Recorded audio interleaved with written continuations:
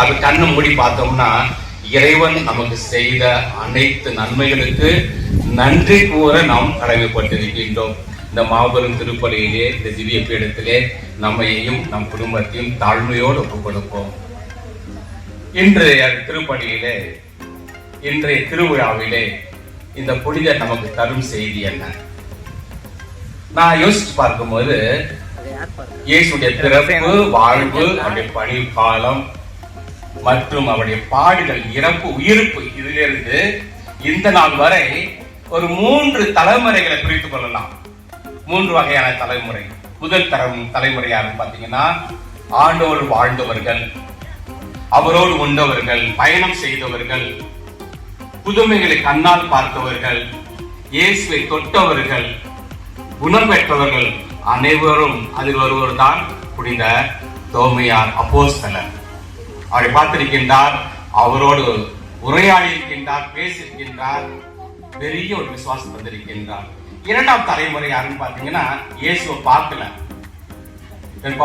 பவுல் கூட அடிகளார் இயேசுவை பார்க்கல, அவருக்கு காட்சி கிடைத்தது. அவர்கள் யாருன்னா, இயேசுவை பார்க்கவில்லை, இயேசுவோடு இருந்தவர்களையும் அப்போஸ்தலர்கள் சீடரையும் பார்த்திருக்கின்றார்கள். அதில் அவர்கள் இயேசுவை பற்றிய நம்பிக்கை, விசுவாசத்தை வளர்த்து கொண்டார்கள்.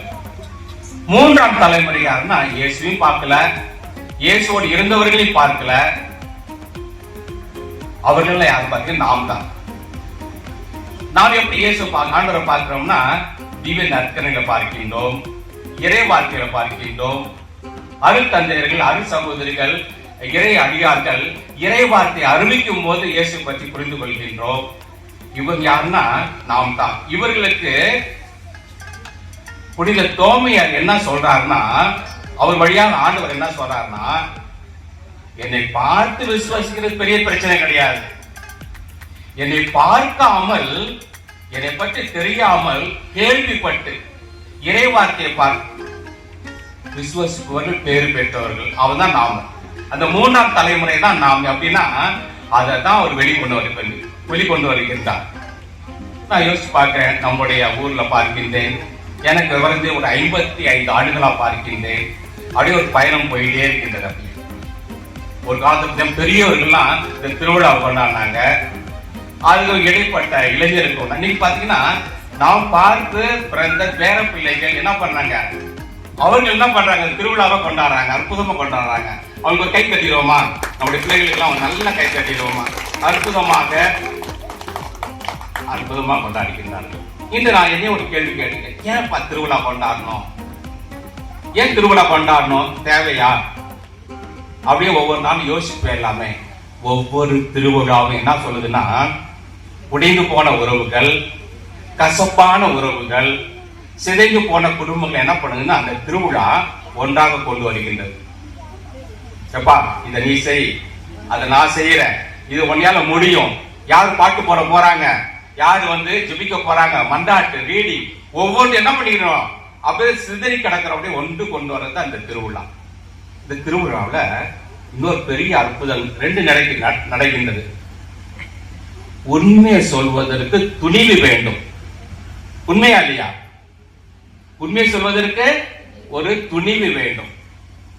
மன்னிப்பதற்கு பெருந்தன்மை வேண்டும். உண்மை சொல்றதுக்கு என்ன வேண்டும்? சில நேரத்துல நமக்கு மதிப்பு இருக்கலாம், இழந்து போகலாம். உண்மையை சொல்லும் போது என்ன ஆயிடும், உடைந்து போயிடும். மன்னிப்பதற்கு பெருந்தன்மை இருந்தால் மட்டும்தான் என்ன பண்ண முடியும், அன்பும் பெருந்தன்மை இருந்தால் மட்டும். எனக்கு நீ துரோகம் பண்ணிட்டப்பா, நீ எதை நீ ஏமாத்திட்ட, என் வாழ்வை என்ன பண்ண தடுமாற வச்சுட்ட, பரவாயில்ல, உன்னை என்ன பண்ணிடுறேன், நானு உன்னைய மன்னிச்சிடுறேன். அந்த மன்னிக்கிறேன்னு சொல்ற பார்த்திருக்கு பாத்தீங்களா, அது மீண்டும் என்ன பண்ணுவது, நம்மளையா நம்ம மக்கள் சந்திக்காத பிரச்சனைகளா, உள்ளுக்குள்ளும் சரி வெளியும் சரி, ஒவ்வொரு நேரத்திலும், ஒவ்வொரு திருவிழாவிலும், ஒவ்வொரு பயணத்திலும், ஒவ்வொரு திருப்பலியிலும், ஒவ்வொரு முறை இயேசு கிறிஸ்து திருவிட ரத்தத்தை பெறும்போதுதான் பெருந்தன்மையா என்ன பண்றோம், நம்ம மன்னித்து மீண்டும் வாழ்வை ஆரம்பிக்கின்றோம். இந்த புனிதரை பத்தி சொல்லணும்னா என்னன்னாக்க, 2 வகையில பேறு பெற்றவர் அவர். ஒன்று இயேசுடைய அப்போஸ்தலர், இயேசுடைய சீடருக்கு அப்போஸ்தலருக்கு ஒரு வேறுபாடு உண்டு. யாரு வேணாலும் இயேசுடைய சீடர் என்ன பண்ணிடலாம், ஒரு முஸ்லிம் சகோதர சகோதரி கூட என்ன பண்ணிடலாம், இயேசுடைய சீடரா இருக்கலாம். ஒரு இந்துவுடைய சகோதர சகோதரி என்ன பண்ணலாம், இயேசுடைய அப்போஸ்தலர் என்னன்னாக்க இயேசுவால் தேர்ந்தெடுக்கப்பட்ட ஒரு குழுல வரவர் தான் யாரு, அப்போஸ்தலர். அவர் பெரிய மதிப்பு பெற்றவர். அடுத்தது பாத்தீங்கன்னாக்க வேத சாட்சி. 23வது அருளப்பர் என்ன சொல்றாருன்னா, நம்முடைய திருச்சபை வேத சாட்சிகள் ரத்தத்தில் கட்டப்பட்டிருக்கின்றது அப்படிங்கிறார். ஒவ்வொருடைய வேத சாட்சியுடைய ரத்தத்தில் தான் என்ன பண்ணிக்க திருச்சபையானது கட்டப்பட்டிருக்கின்றது. அவர் பாத்தீங்கன்னா புனித தோமையார் யாரு, அப்போஸ்தலர். மற்ற என்ன ஒரு வேத சாட்சி. நான் உகாண்டாங்கிற ஒரு நாட்டுக்கு போயிருந்தேன். அங்க உகாண்டா மார்டர்ஸ் இருக்கிறாங்க, வேத சாட்சிகள். அந்த பசிலிக்காவுக்கு போகும்போது அங்க சித்தரிச்சு வச்சிருக்காங்க, ஒரு மியூசியம் வச்சிருக்காங்க.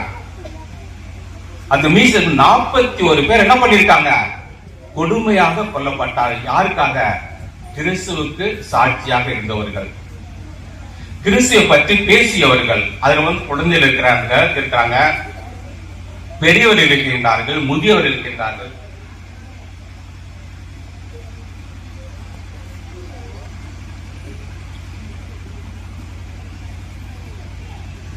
சிறு குழந்தைகள் இருக்கின்றார்கள், ஏன் கர்ப்பவதிகள் இருக்கின்றார்கள். அந்த 41 பேரை கொல்லும் போது இயேசுவுக்காக ஒருவர் கூட இயேசுவை என்ன பண்ணலையா, மறுதளிக்கவில்லை. இயேசுக்காக என்ன பண்றாங்க, அவங்க சாட்சிகள். அந்த நிகழ்வை பார்க்கும், அந்த விஷயத்தை பார்க்கும் போது நமக்கு அப்படியே புல்லரிச்சு போயிடும். இறைவா, உமக்காக, உம்முடைய சாட்சியத்திற்காக, உம்முடைய வார்த்தைக்காக என்ன பண்ணிருக்காங்க அவ்வளோ பேர். இன்னைக்கு புனித தோமையார் அதை தான் என்ன சொல்றாருன்னா, இயேசுக்காக நான் என்ன பண்ணிட்டேன், என்னுடைய வாழ்க்கை என்ன பண்ணிட்டேன், முழுமையாக நான் தந்து விட்டேன் என்று சொல்லக்கூடியதுதான். அடுத்ததாக என்ன சொல்றாருனாக்க, எல்லாமே நம்ம படிப்போம், ரொம்ப சந்தேகப்பட்டுட்டாரு, ஆண்டவர் உயிர்த்தாரா இல்லையா, நான் அவர் நேரா பார்த்தாதான். அன்பு சகோதர சகோதரிகள், எல்லா சந்தேகங்களும் விசுவாசத்தை அழிப்பதல்ல. ஒரு நேரத்துல சந்தேகங்கள் கூட என்ன பண்ணும், நமக்கு ஒரு நம்பிக்கையை தரக்கூடிய ஒரு சந்தேகமா இருக்கும், ஒரு அற்புதமான வாழ்க்கையை அமைக்கக்கூடிய ஒரு சந்தேகமா இருக்கும். இவருடைய சந்தேகத்துல என்ன வருதுன்னா, என் ஆண்டவரே, என் கடவுளேங்கிற பெரிய ஒரு வாக்கியத்தை என்ன பண்றாரு, அவரு நற்செய்தியில் பொறிக்கின்றார். யோவான் நற்செய்தி 28வது வசனத்துல படிக்கின்றோம், என் ஆண்டவரே, என் தேவனே என்ற பெரிய ஒரு வார்த்தையை தருகின்றார். அன்பு சகோதர சகோதரிகளே, இன்றைய நாளிலே இப்படிப்பட்ட ஒரு திருவிழானது மீண்டும் மீண்டும் நம் குடும்பங்களுக்கும், நம்முடைய சமூகத்திற்கும், உறவுகளுக்கும் தீய சக்திகள், தீய நோய்கள், தீய வார்த்தைகள், தீய செயல் அனைத்தையும் அகற்றி புதுவாழ்வு, சமாதானம், ஆசீர்வாதம், தூயாவின் கனிகள் அனைத்தையும் தர மன்றாடுவோம். அப்படியே கண்களை மூடி ஒரு சில நிமிடம் மன்றாடலாமா? எத்தனையோ மன்றாட்டுகள் நமக்கு இருக்கலாம். இன்னைக்கு மன்றாட்டுல படித்தாங்க, இங்க இருப்பவர்கள், வெளியே இருப்பவர்கள், முக்கியமாக மருத்துவம் இருக்கும் சகோதர சகோதரிகள், சிறைச்சாலை இருக்கும் சகோதர சகோதரிகள், விபத்திலே இருப்பவர்கள், மரண தருவாயில் இருப்ப எத்தனையோ பேர் இருக்கின்றார்கள். நம்ம அவங்களுக்கா மண்டாடுவோம். ஒரு சில நிமிடம் கண்களை மூடி மண்டாடுவோமா? ஏன் நம்ம குடும்பத்துல கூட இருக்கலாம். ஆண்டவரே, எல்லாம் உள்ள இறைவா, இந்த நாளிலே ஆண்டவரே, எங்கள் அருள் தந்தர்களோடு சேர்ந்து இந்த சமூகத்திற்காக மண்டாடுகின்றோம், எங்கள் குடும்பங்களுக்காக மண்டாடுகின்றோம். தீய சக்திகள், தீய நோய்கள் ஒரு காலம் எங்கள் சமூகத்தை அணுகாது. உங்களுடைய இறை வார்த்தையும் உங்களுடைய கிறிஸ்துவனுடைய பிரசனமும் ஆசீர்வாதமும் ஆண்டவரே நிறைவார்க்க மண்டாடுகின்றோம்.